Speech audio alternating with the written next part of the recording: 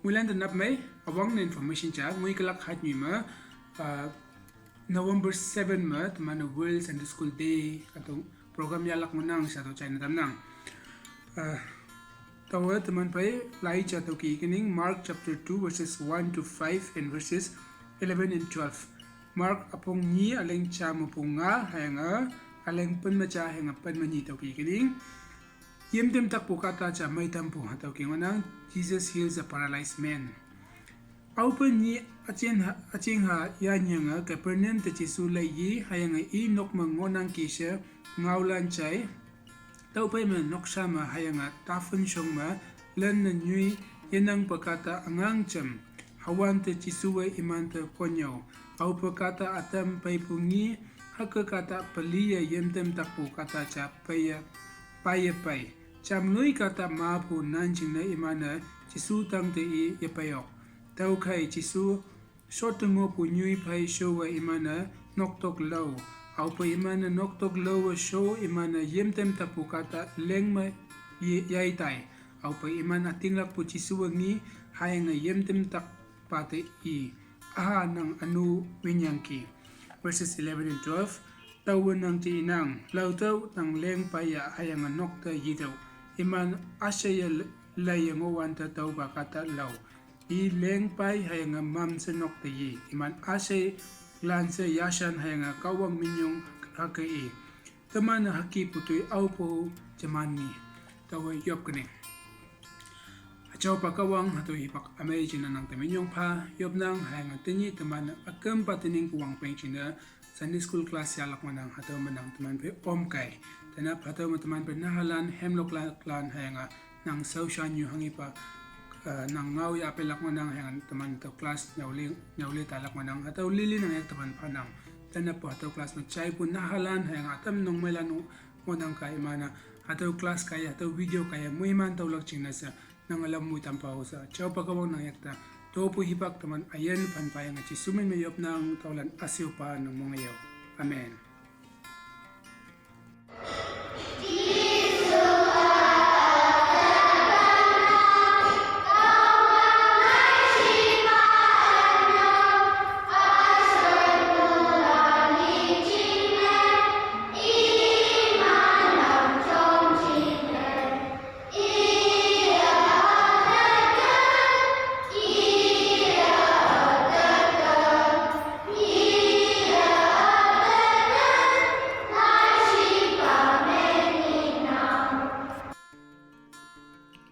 Hello everyone and good morning. Ipak amay china kawang da manyong papa and I hope all of you are doing well. Duman teachers lana tanapa Bible lesson at lingkay si china tanapa kawang da manyong pa mangmaya duman pa da kawang pungaw nyawlak china hada video lang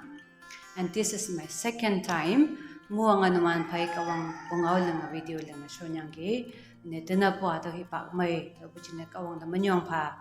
mongmaya ato video lang tenap tuman muilana ato pungaw chay po kaya muhiman taw klak si mongham nang taw tenap tuman pay ngawlak pungaw may Mark Apheang ni eling chama po panmani yo Mark chapter 2 verses 1 to 12 di pam po taw ato pungaw ilak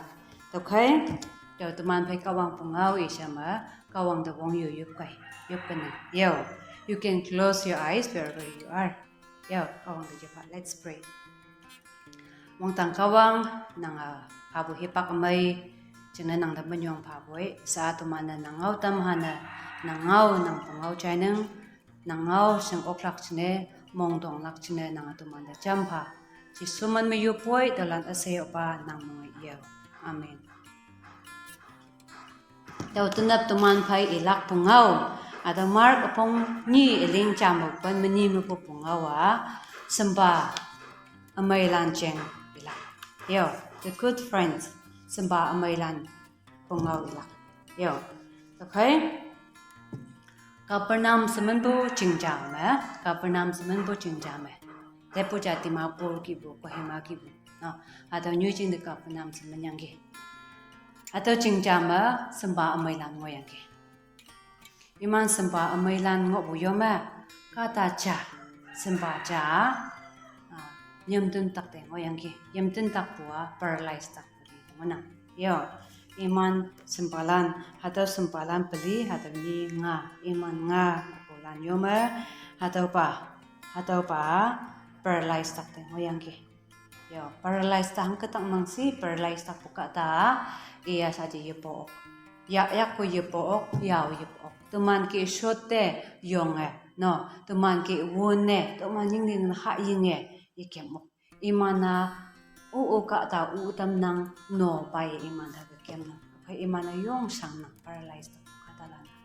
to kai atau iman sempalan yong bapo atau kata ja paralyzed yang ki yimten tak te yang ki ipaklau tak po chine isempalan ide yong sipsing yang ki ide po te kang yang ki yo atang yang ki ni cha im sempalan na jisu kapernam iman chingde painang ki sechai yang iman ada friends lan isembalan na sing ho yang ki jisua katalan dang mai tempo jisua magmo ba mai tempo napan ba mai tempo lom nampo takpalan mai tempo iman ada chai sing ho yang ki to khoi iman na ada paralyzed takpo isembade yang ki semba jisu teman chingde painang ki kapernam ni ta teman jisu painang ki chai nang ki tumana nanga itang de ya te la cha ayang atuman ating lak nang may glakse iman na ngaw yang iman na sa aji jisu tang de iman na isempa atau paralyzed tak te ngobu kata isempalan na sa aji jisu ngobu nyui jisu kunyo ngobu nyui jin nang wilak na sa aji iman na ya isempa ling ma paye ling ma hangyang iman na sa aji paye jisu ngobu nyui de winyang ya ayang jisu katalan de ma po konyang ayang katalan ma jem jisu katalan jembu nyui ma jisu obo kunyo bu jaya katalan ma bu atau kapernam bu katalan ma jem ayang iman na oba isembalan na oba atau paralyzed tak po kata isembaja ya yang iman winya bai crowded there were so many people no saji iman na atau isemba ngoi la oklak mayang chance nga hangne katalan yung rush na miyang bu chine iman yung mong sangin tuman hangki ha tuman ha to semba hang ngoi la ke iman mong sangin yang iman hangki laksi sete moyang iman idea chate tuman sa aja de nok tok tong tuman na to tang da ong yang atau roof wo ngayang chisung po nyu jing pi khak chu tuman de semba ye daya sa iman lan na meng yang ki ayang ki si isemba iman nok tok tang de ya ong yang nok tok ya ong yang sa ji iman ha to roof wo ngayang ki ya iman ha the roof wo ngayang ki wo ngayang sa aji iman isemba ha the paralyzed tak po semba jisu tang de jisu ngo po nyujing khak chu iman ha the roof wo hol ngayang iman ha the ye da yang iman yang ki jisu tuman ating lak nang ki nang semba da mai dam klak se da koi nang mai dam ba tuman semba hipak lawa yam tum tak te ngo nang ki paralyzed tak te ngo nang ki nang tuman semba ta mai tam ba si iman iya to koi jisu iman da numan ateng lak po yong nang ki si yang haki yang hang ki bu si jisu yam deng tak te ngo pu sa ji ye ling ma hai lam yang ngo pu ka ta de yang ki aha nang da meng bu na tam de ki sa ji nang lo do yang nang ling pa yang te da jisu obi ya ba iya yikem ngo saji iya powa no iya ki po ngo saji yak po ayang ayang iya to jisu bu ngan wong taw yang saji yo ayang katalan ma bu ya sanang ki ake ya sanang ki yang katalan ma bu ka wong ta manyong ayang yang ki bu si atau kata no atau sembah yung isembalan ya atau ling sa melam yang ngopo ling melam yang ngopo isemba sa aji iling pa yang ining de iling pa yang sa jinok ta mong may kawang manyo pa le yo hado nyamdun tak buka ta hado paralyzed na miyang buka ta hanghi kaya may chi friends kaya may butayan ki no hado Bible da laiwan da hado Mark laiwan da no hado simba beli ting lak buka ye simba may tamyang ki singona tenap temana singnak hado pungaw mo singnak hangi si temana kata da toy may lang temana friends lan da toy may lang Katalan sang punggiwan to mana jamla. Katalan may yenang punggiwan to mana palak. Ato singla. Ato friends lane. Ato isimba lane. Ato paralyzed takte ngopo. Nyamten takte ngopo simba. Imane ato ling yang no taye jisu tang da yimay yipay dam sipang. Yimay ha sipukay. No. Ani imane ya tayang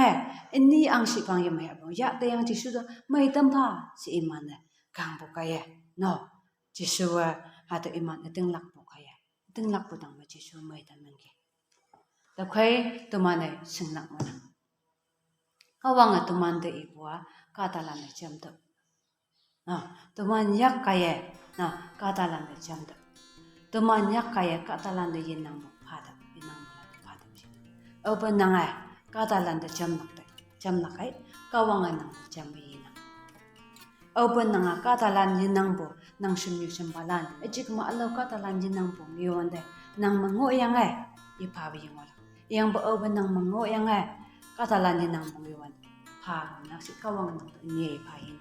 Open na nga katalan sangpong iwan de nang opo jam na kay kawangan nang niya jambihin. Yo, takoy tinap at pungaw kayo ito man katata jam nak singnak katalan na daw ka manaksi kawang mong maylak katalan na po mong hapudawlak. Yo, iyangan na nga muhiman po kata. Katalan na mong maylak, anyo pala na mong maylak, anyo nang sumyo ahilan simpa ahilan mong maydawlak. At makawang mong hapudawlak, iyangan na nga muhiman po kata na jowlak. Dakway kawang ngaw, at pungaw kaya numande, tuman muhilan na muhiman pa. Daw kawang naman yung payop ka nang yaw. Ang tang achaw hayang igen kawang nang taman yung paboy tanap at Mark apong ni ling cham pupan mani mabupungaw may kaya tuman muy man tawki tuman at pungaw mga po simbalan ki kata da chamla kata da toy may lang at kaya muy man po kata na may lak sina nang tuman champa nang taman yung pa bong yu jisuman may yupoy talan asayo pa nang mga yaw. Amen.